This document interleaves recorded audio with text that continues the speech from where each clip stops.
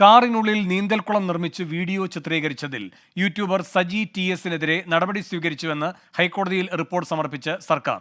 ക്യാമ്പസുകളിൽ വിദ്യാർത്ഥികൾ വാഹനങ്ങൾ നിയമവിരുദ്ധമായി ഉപയോഗിക്കുന്നത് കോടതി ചൂണ്ടിക്കാട്ടി. ഇത് സംബന്ധിച്ച് പ്രിൻസിപ്പൽമാർക്ക് നിർദ്ദേശം നൽകാമെന്ന് സർക്കാർ ഹൈക്കോടതിയിൽ പറഞ്ഞു. S. ശ്രീകാന്ത് കൊച്ചിയിൽ നിന്ന് കൂടുതൽ വിവരങ്ങളുമായി ചേരുന്നു. ശ്രീകാന്ത്, എന്തൊക്കെയാണ് വിശദാംശങ്ങൾ?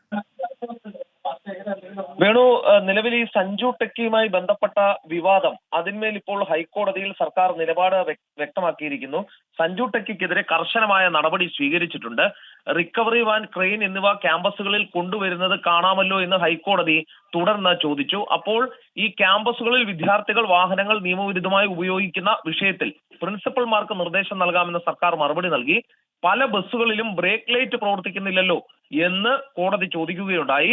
ഒപ്പം തന്നെ കോഴിക്കോട് ഒരു പെൺകുട്ടിയെ ബസ് ഇടിച്ചു തെറിപ്പിച്ച വിഷയവും കോടതി ഇന്ന് പരിഗണനയ്ക്കെടുത്തു. ഡ്രൈവർ ബസ് ഓടിച്ചത് അശ്രദ്ധവും അപകടകരവുമായ രീതിയിലാണെന്ന് ഡിവിഷൻ ബെഞ്ച് പറഞ്ഞു. കർശന നടപടി ഉണ്ടാകുമെന്ന് സർക്കാർ മറുപടിയും നൽകി.